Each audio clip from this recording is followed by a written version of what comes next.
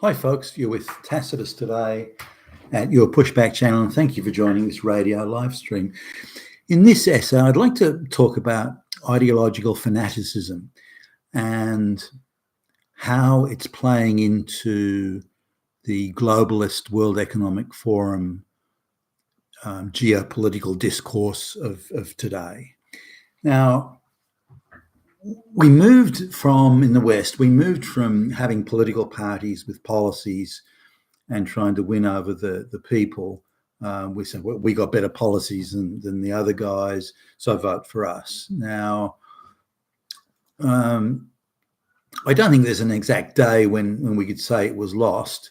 There was all, I guess there was a slow undermining of the accountability and responsibility of politicians to the people that was going on since probably the mid-70s, maybe early 70s, mid-70s. You could start to see it was going on then, but it picked up pace quite considerably in the early 1990s, and things were really moving along at quite a pace there, and it's accelerated ever since. So in the space of 30 years, the freest, most democratic people in the world, the Western white people, where the rule of law and due legal process and all these things could be counted on, certainly in 99% of the situations. That's all sort of gone now. Political parties today aren't political parties anymore. They're there to put in place an ideology, the World Economic Forum globalist ideology. Now that's their role. Now they've morphed from political party to ideological fanatics, and they no longer report to the people or are responsible to or accountable to the people. They're accountable only to the ideology, in effect.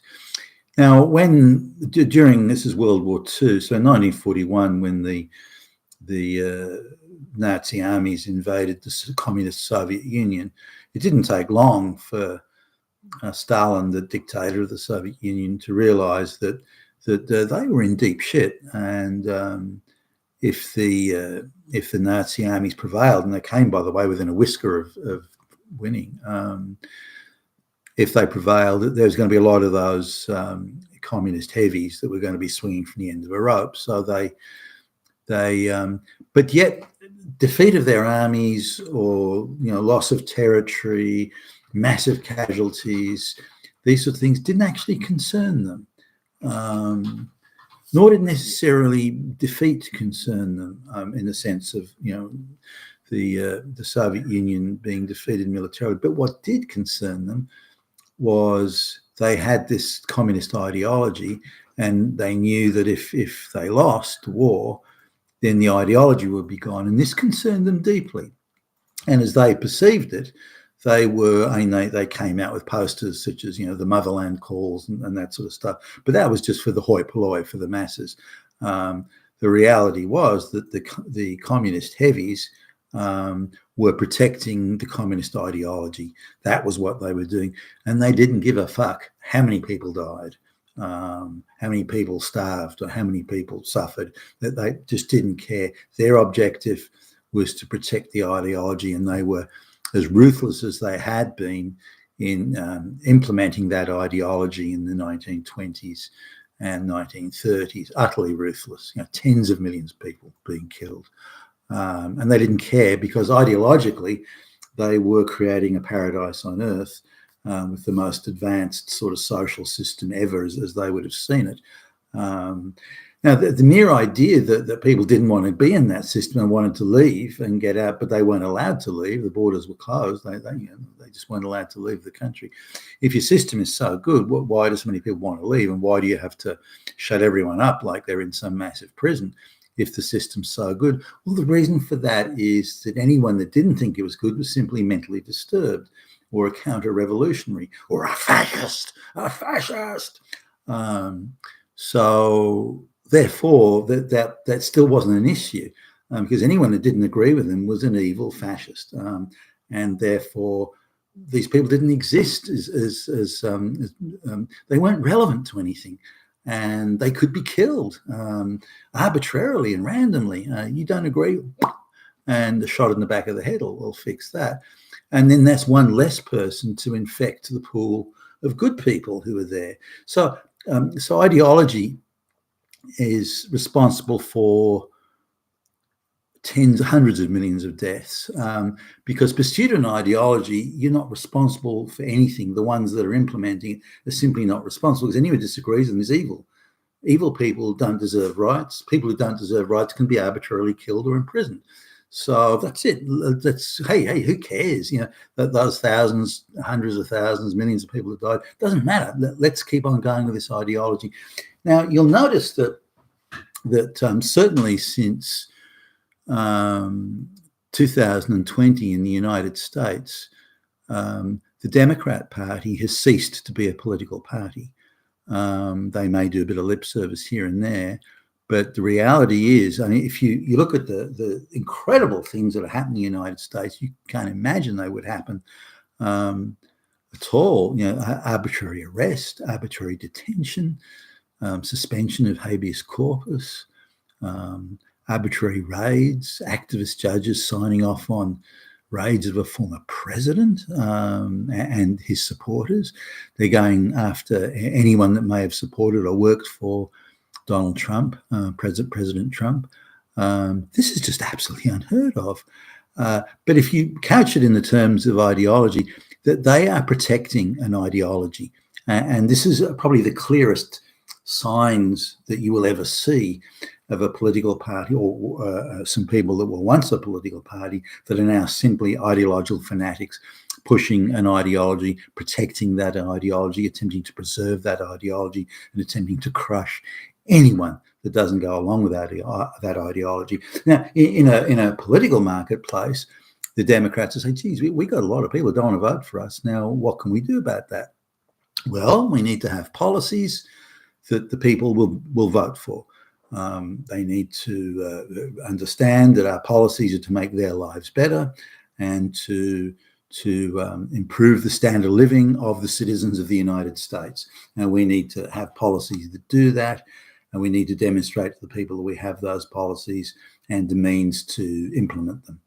Now, that's not what the Democrats are. They're not even trying. They're not even pretending that that's it. If we crush all opposition, if we have no dialogue or narrative in the media space out there, if we can crush all other points of view, then only our message will exist. Very 1984, if you don't mind. Only our message will exist, and then we're in control. So people won't know any different because they only know what we tell them. Now, that's the actions and the behavior and the approach of an ideological fanatic. That's not the approach of a political party trying to win over the voters and the populace. Now, the Democrats have no policies. Any policies they do have, the World Economic Forum globalist policies, which are destroying the West, tearing the white West to pieces. So they're pursuing those policies. None of those policies are what the people want. In spite of being brainwashed for decades, the people still don't take on the same priorities as they're told to. What you should really be concerned about is all those damn fascist Nazis that are everywhere. They're under every bed, behind every corner and around, and in every closet. So that's really their playbook.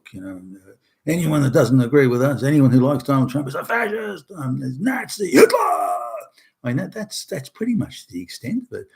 But why not have policies that the people want to vote for? Now, it turns out political candidates like Donald Trump do have policies that people want to vote for, such as stopping all the illegal immigration through the Mexican-American border, deporting people, criminals, and illegals, and so on.